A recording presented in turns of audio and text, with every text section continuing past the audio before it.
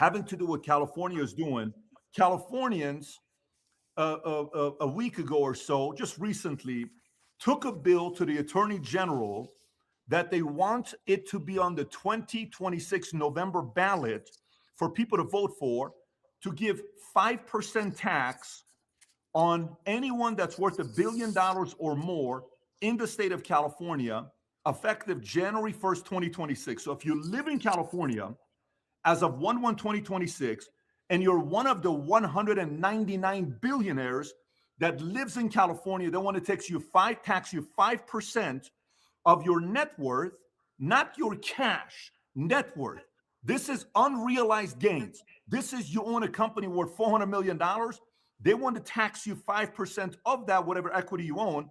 And what they're saying they want to do with this is that's going to give them $100 billion. Of the $100 billion that they collect from billionaires, the 199, they want to take 90 billion and put it on their broken healthcare system that they have. And they want to take 10 billion and put it on their broken education that they have, which most likely this stuff is going to go to illegal immigrants that are coming. It's not going to go to the people that really need it. It's going to go to others. And then, by the way, check this out. The number that some people are, come on, this is not going to happen. There's no way people are going to vote for this and all this other stuff. They need 875,000-ish signatures by spring of 2026 is what they need to make it on the ballot. If they get the 875,000 signatures, which, by the way, how hard is it? You got 40 million people living in California. Only 199 people are going to be affected by this. Do you not think out of the 40 million people that live in California, they can find 875,000 to vote to destroy this 199? Don't you think they're going to be able to pull that off? Of course they're going to be able to pull that off. So the question then becomes, what the hell is California thinking? Yesterday, Ro Khanna was going back and forth with myself, with Shamat, with Jason, with David, with Tom, and all these guys that are going back and forth talking to them about this 5% billionaire tax, as if these 199 billionaires don't have a place to go, as if Texas won't gladly welcome them, as if Florida won't gladly welcome them, as if Tennessee won't gladly welcome them. You know how many people will gladly welcome founders, investors, PE guys that are willing to create jobs? Anybody and everybody. So I'll pause here. Tom, I'm going to come to you because I got a lot of stuff to say about this, but I'll come to you first. What are your thoughts on this issue and where are you at with it? Boy, where to start? And I would try to go quick and hit this bang, bang, bang. First of all, to get it on the ballot, here's what they did. If Gavin Newsom says, I'm going to use my pen and I'm going to edict it, he's got a problem. He's going to catch all the flack. Ro Khanna comes out and says, hey, I'm in favor of that. But did he put his name on it? No, he didn't put his name on it. So he doesn't be there. What they did is they went to SEIU, which is a union, Service Employees International Union, and they went United Healthcare West Union. Do you know how many people, how many members SEIU has in California? 496,000. 400,000 are regular workers, 96,000 are state workers. So they got the unions, Pat, to sponsor the ballot measure. That way, Ro Khanna is, oh, no, this is the people. What is more people-oriented than the workers and a union? What is more patriotic than a union of workers standing up and saying, let's use the process of democracy. Let's put something on the ballot and let all people vote for it. That's where this came from. So Ro Khanna and others are not actually kind of sponsors, so co-sponsors in a traditional sense. They've kind of got it on the ballot thanks to the union. Step one. Step two, they got all these union people. They're going to get the signatures from the union sponsors. Everybody can say, hey, Pat, you're in the union. Remember, you pay $19 a paycheck. We're trying to get you benefits. Sign. So all the union people don't have any. They're going to know who's naughty and nice and who's signed. So that's step one. Step two is they didn't just decide they're going to make it another tax. All they had to do is say, hey, top tax, I think, is now 13.3%. For your wealthy dollars, I think under 300,000, something like that, just put 2% on it. They didn't want to do that. I'll tell you why. Once the Democrats put a knob on the dashboard that says new tax, what do? They turn the knob, and it doesn't say 5% anymore. It says 6%, 7%, 8%. Or they say, oh, this will be 5% every 4 years. They're gonna come back to it. That's the way it works. Point two. And then point three, people are not being told the truth. all of these billionaires have already been taxed on the money. Or as soon as they cash that stock or it goes public or they sell their company, they will get taxed on the money. You know it. I know it, Pat. You have experienced it personally living in California.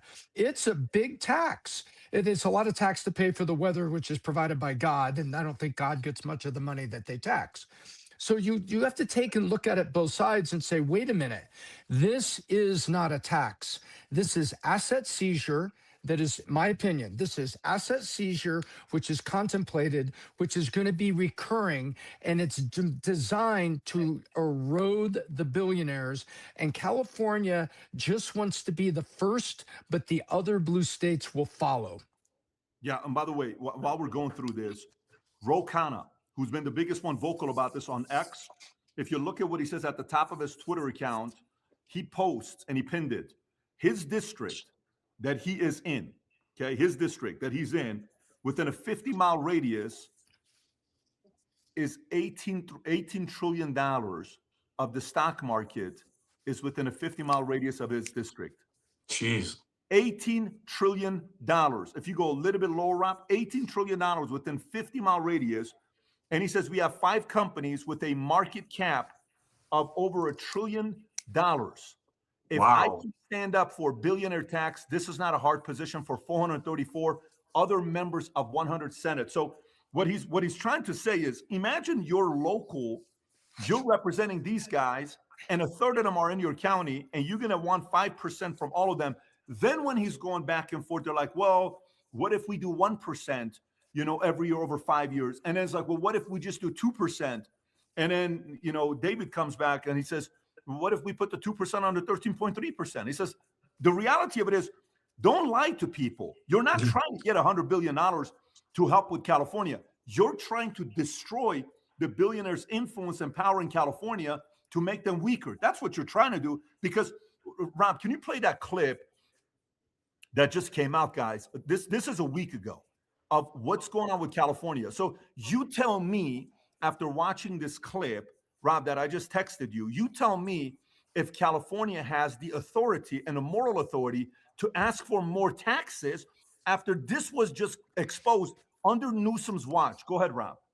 California Congressman Kevin Kiley, he is sounding the alarm in his home state, saying under Governor Gavin Newsom's leadership, it has become the, quote, fraud capital of America. And we have team coverage. Our national correspondent, Alana Austin, is on Capitol Hill with more on the investigations into Tim Walz. But we start with correspondent Heather Myers, who has more on what is going on in California. A rainy day out there on the West Coast. Heather, what can you tell us?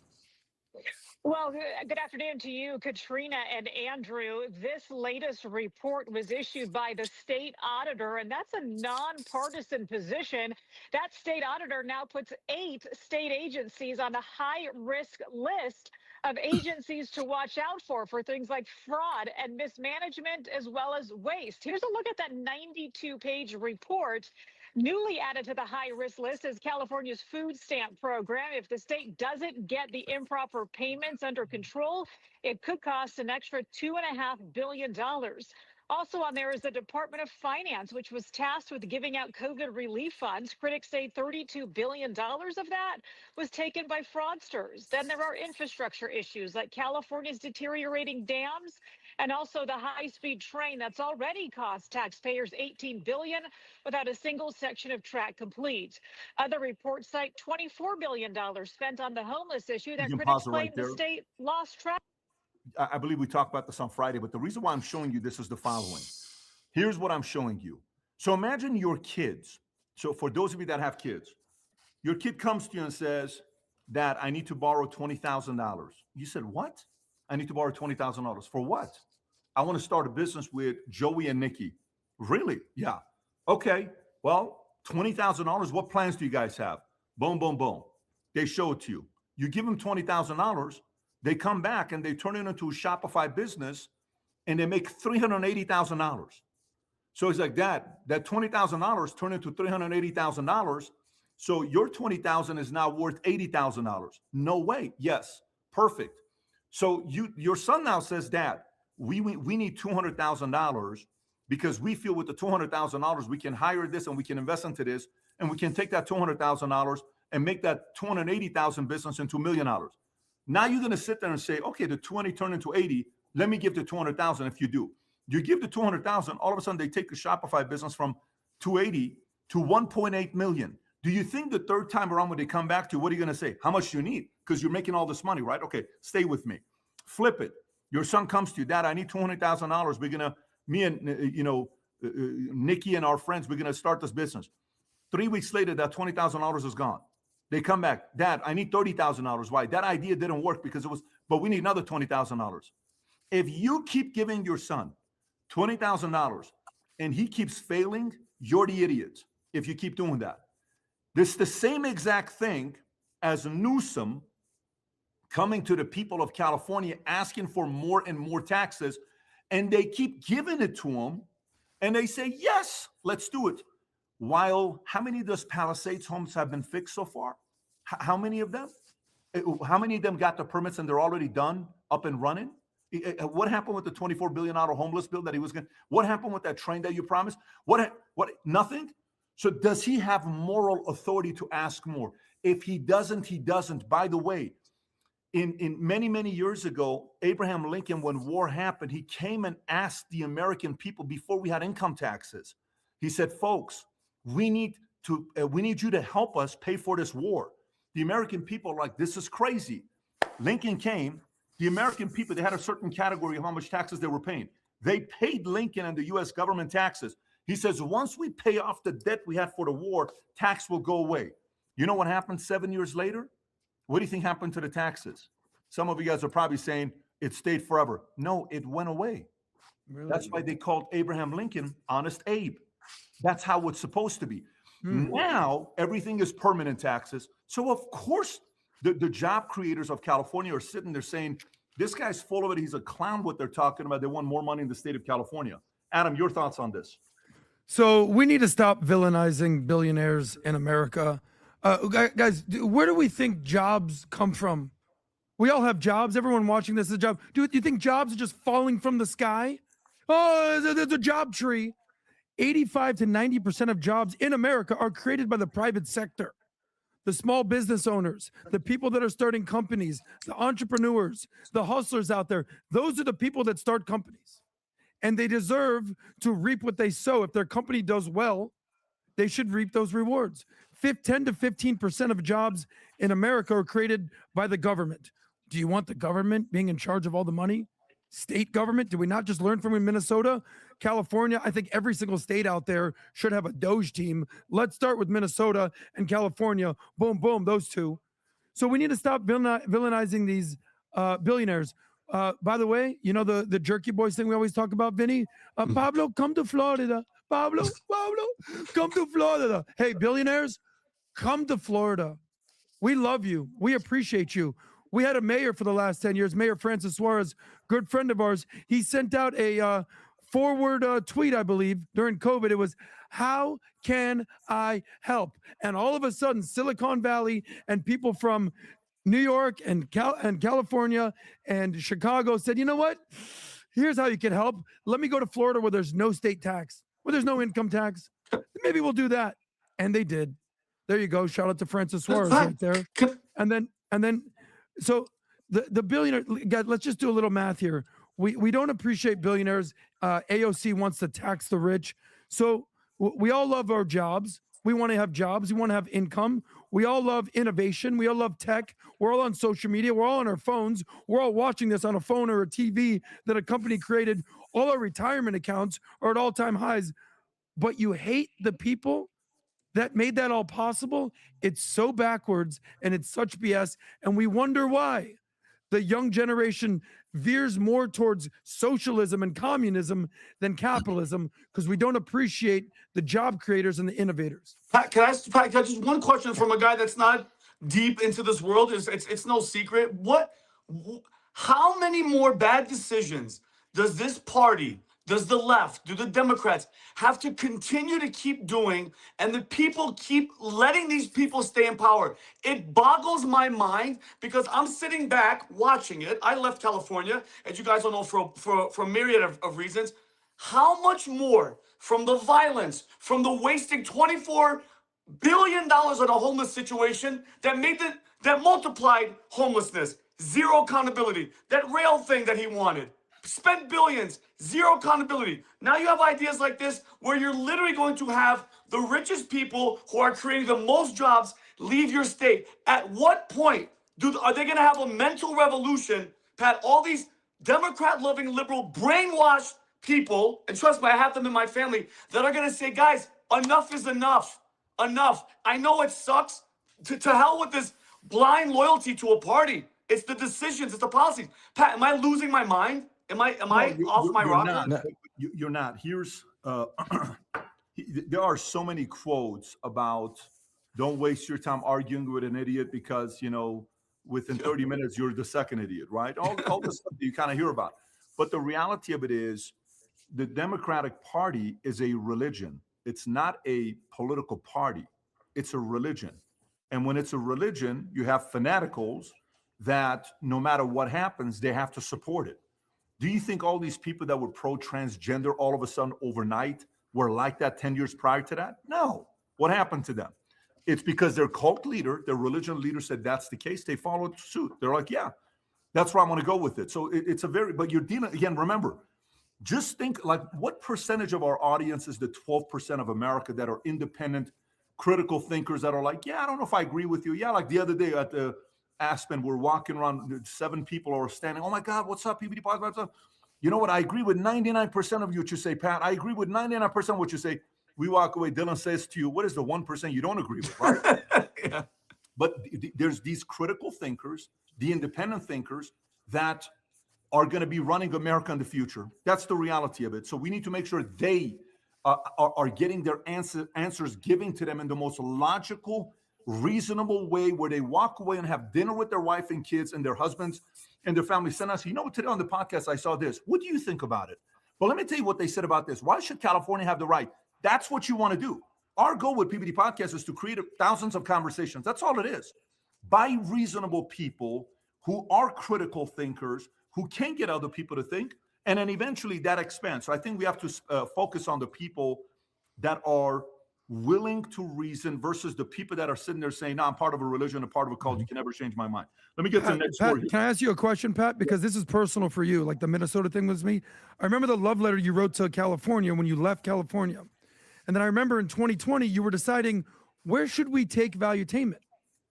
If you recall, you were considering going back to California. You were considering New York. Obviously, we ended up moving to Florida. So it's not just the people who are going to leave California, the billionaire tax. There's reasonable business owners who are trying to build businesses and saying, where should I go? Why would you move to California at this point?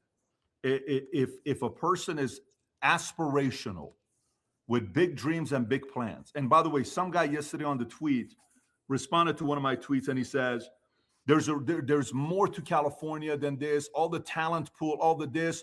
No one's ever going to leave California and Silicon Valley because all the talent pool is here. I'm like, what an arrogant position for you to take. Where the hell do you think Hollywood was before it moved to Burbank and Hollywood? Where do you think it was? New Jersey. Jersey.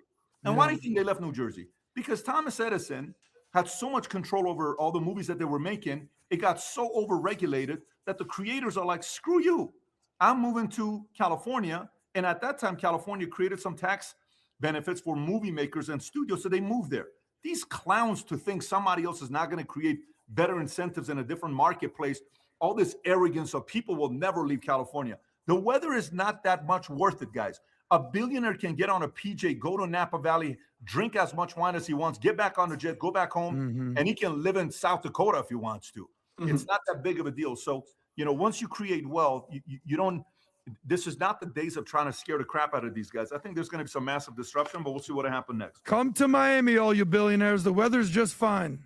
Only the logical ones. Only the logical ones. Right now, with everything that's happening, I think the spiritual battle that the nation, that the world is going through right now, I think it's more obvious than I think it's ever been. And I think letting people know, I was watching Gladiator, and they kept saying, hold the line. I watched another movie. I was watching Game of Thrones. Hold the line. When it comes to Christianity and your spirituality, I think having faith and not caring about anything. Dylan, I actually, Pat, and you remember this on the plane coming here, guys, on the flight here, The turbulence was so bad. I have my biggest fear of all is flying. Ask Pat, I'm sitting next to Pat. We're dropping, by the way, we're in Aspen. The mountains are like this. The altitude, it's horrible. And we're coming in for landing, and we finally all nervous. And then Pat's like, ask Dylan, like, Dylan, were you worried? Were you worried? Were you scared about anything? And Dylan, how old is Dylan, Pat? 12. Pat? 12. He's 12 years old. Okay, Lumsden Showman. 12 years old goes, Dad. No, I'm not afraid. I have faith because I'm not scared about anything. Because if anything, God forbid, happens, I'm going to be with God and Jesus Christ in heaven. So again, wearing this shirt, guys, I can't tell you how many messages I get of people seeing the back of faith over fear. And people like, hey, what does that mean? What does Hebrews mean? And then the conversation sparks. And I learned from Dylan at 12 years old, in that moment, what do you have to be afraid of? Nothing. You have nothing to be afraid of if you have faith. And yeah, we have the faith over fear hat. Boom, just like that. And the Valuetainment. Guys, I rock this all the time. And yeah, if you want, go to vtmerch.com and rock it. If you enjoyed this video, you want to watch more videos like this, click here. And if you want to watch the entire podcast, click here.